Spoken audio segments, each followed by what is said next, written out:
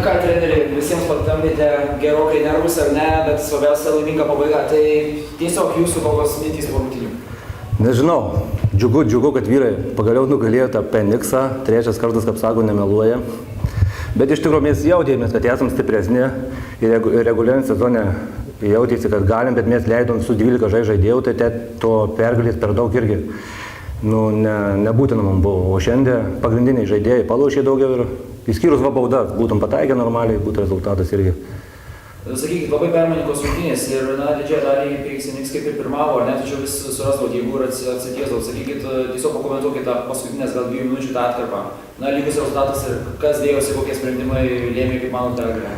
Jie atsitiesė tai savo tritaškais, nesuprantu, ten neįmanomais pataiko metimais, meta ir meta, jie mums tos tritaškos asmeniškai dengiamės, nes juos visas varžybas vis tiek įmetamus. O paskutinės 2 minutės tai vyrai gal, nežinau, per daug jaudytis pradėjo neįmesti iš patogių padėčių, iš po krepšio, bet. Ką galėtumėte išskirti iš savo komandos?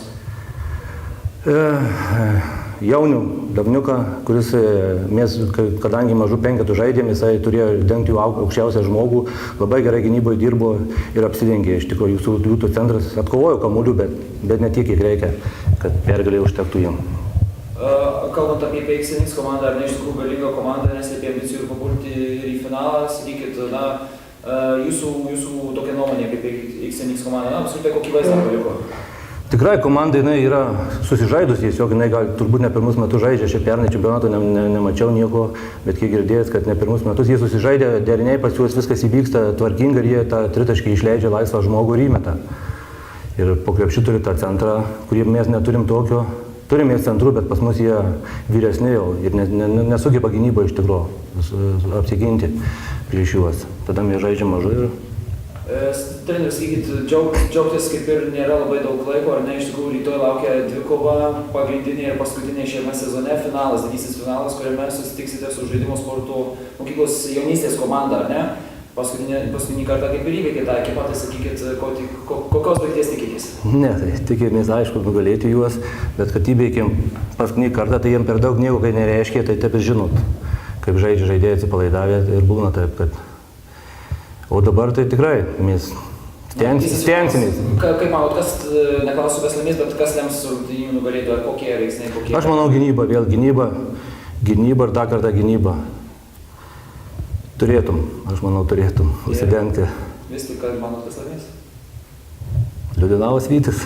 Antri metai žaidžiu MKL ir ką? Šaunu, finalas. Tikrai tokia komanda, kuri turėjo išeiti į finalą. Na, sakykime, prieš šias rungtynes tiesiog sakė, jog tai susitinka komandos, kurios vertos finalų. Iš tikrųjų, rungtynės buvo be galo gražios, be galo įtemptos ir aišku, laimingą pabaigą jūsų ekipai, ar ne? Ir apskritai, kaip pats galėtum išskirti va čia priešpriešą, ar tavo manymu, ar turėjo šitos komandos susitikti finale, ar kaip yra, taip yra? Na, krepšinis toks sportas, čia negali nuspėti visko. Kartais dažnai būna tokių situacijų, kad pusfinalyje yra žaidžiamas tikras finalas. Išėjo kaip išėjo, tokie galbūt ne kiek burtai, bet sezono metu nepaėjo PXNX komandai, reikėjo jai užsimti pirmą vietą lentelėje, bet taip neišėjo toks sportas. Apskritai, kalbant apie rungtynių tą pabaigą, iš tikrųjų ir į vieną ir į kitą pusę galėjau pasikreipti rungtynių eigą ir, na, kaip tu manai, kas lėmė būtent tokį jūsų gerą sužaidimą pačiame gale?